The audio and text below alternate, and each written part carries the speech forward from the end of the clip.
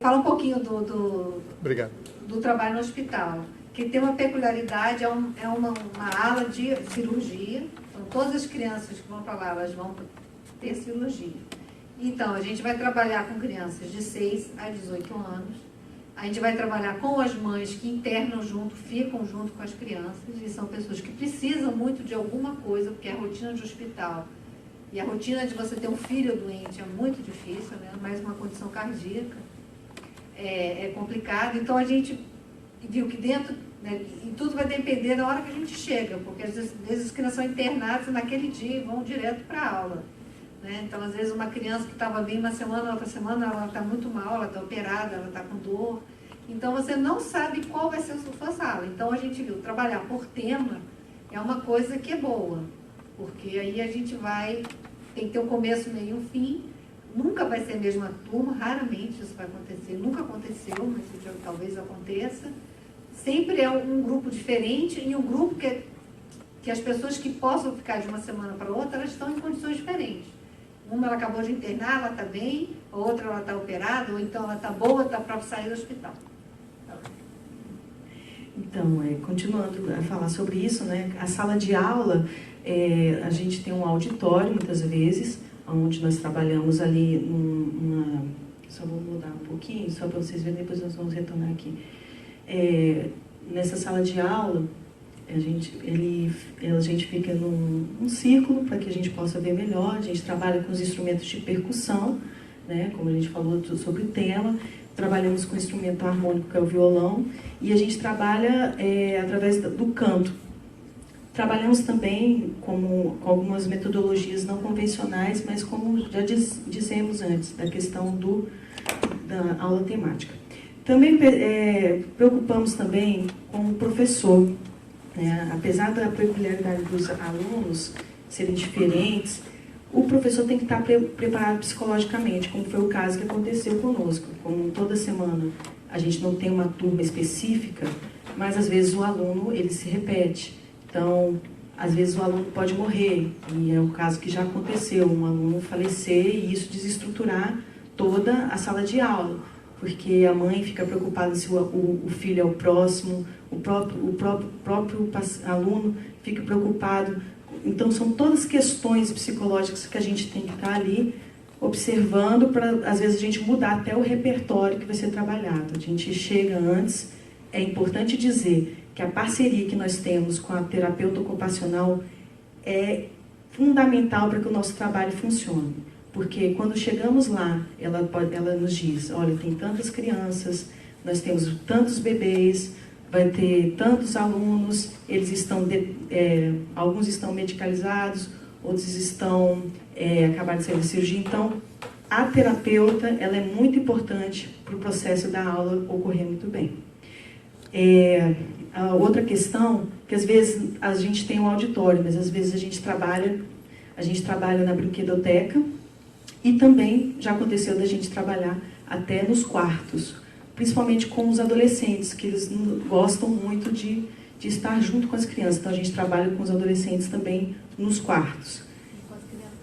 Tem as crianças isoladas também, já aconteceram situações assim.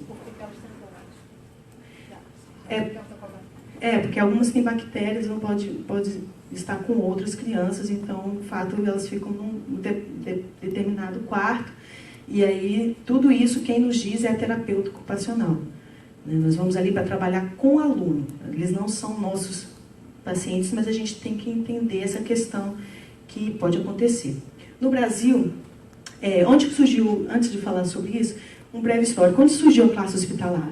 Foi em 1935, com Henri Selle, na França, que com a Segunda Guerra Mundial percebeu que as crianças mutiladas, elas iam perder as aulas, elas iam perder a continuidade com as aulas.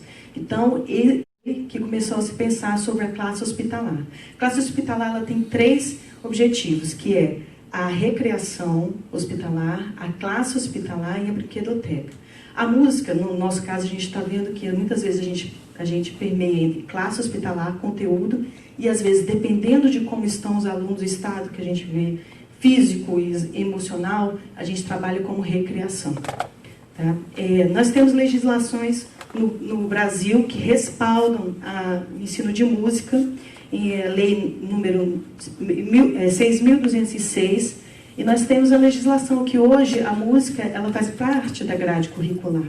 Né? Então a criança a gente tem essa preocupação que a criança tem o direito de continuar a estudar, mesmo se ela estiver ali internada, que é o caso de alguns que passam às vezes 2 meses internados até descobrirem qual é a sua debilidade.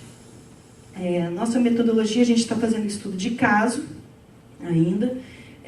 Nós queremos, vamos fazer algo triangular, nós vamos colher mais dados, fazer questionários com a equipe médica e com os acompanhantes para ver o que a música, a aula de música tem sido benéfica para aquelas crianças. E abrir um parênteses aqui, numa aula que nós fizemos, temática no Dia das Crianças, tinham mais acompanhantes e mais a equipe da saúde. E foi uma das aulas que a gente percebeu o quanto era importante para elas também a educação musical. Aqui são as referências bibliográficas do nosso trabalho. Mais uma.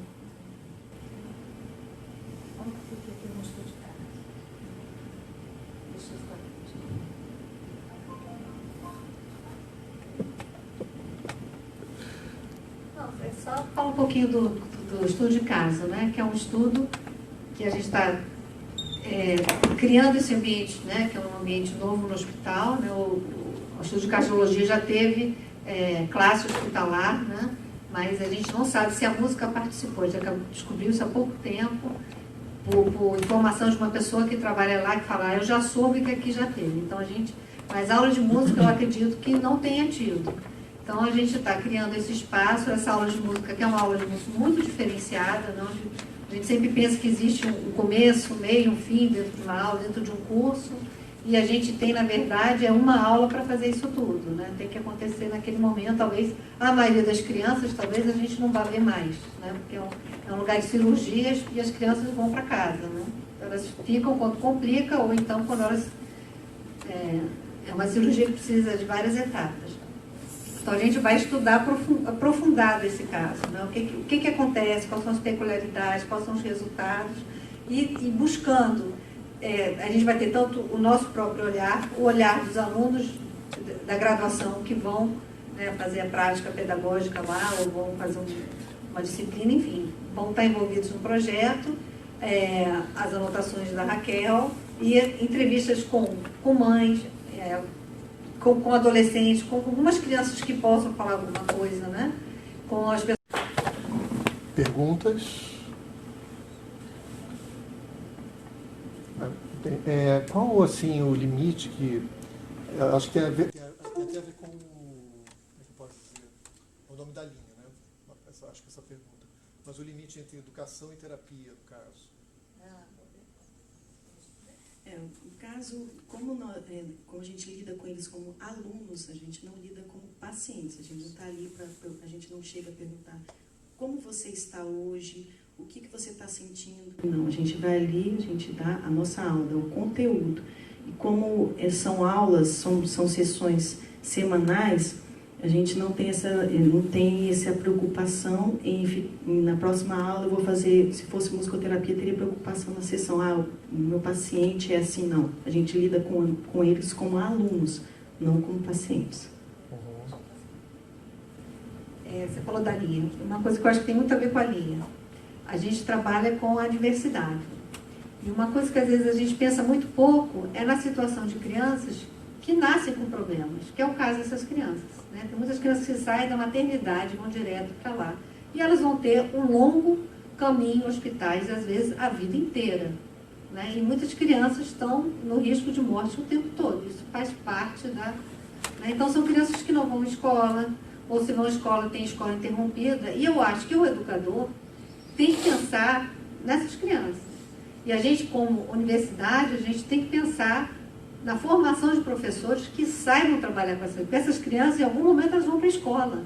E como a gente não tem a menor noção do que elas passam, do que essas famílias passam, porque é muito difícil para as mães, né? Para as famílias é muito difícil, a gente vê muito sofrimento. Então, assim, eu acho que o professor não consegue receber essa criança como ela precisa ser recebida. Às vezes são crianças que têm restrição, não podem correr, não podem pular, são crianças muito magras, né? Então, assim, o professor precisa ser formado para trabalhar, porque a diversidade é isso, é trabalhar com pessoas que não têm aquele desenvolvimento típico, aquele comportamento típico, mas que são seres humanos. Então, eu acho assim, que essa é a diferença. Na musicoterapia, até as atividades e o olhar que é diferenciado, que ele precisa ser diferenciado, porque você precisa entender que aquela criança, ela está a um passo da morte, e que aquela família está vivendo aquilo, e que o menino que está do lado do mesmo quarto, a mãe também está com medo que ele morra. A criança, em geral, ela não tem muita noção do que é morte, do que é vida, né? Mas os pais têm isso e, de uma certa maneira, passam, né? Então, assim, eu acho que o professor precisa saber que essa criança tem uma situação delicada e que você precisa adaptar, pensar na tua metodologia de ensino em cima disso, né? Se respondi. Mais alguma pergunta? Não? Então, obrigado.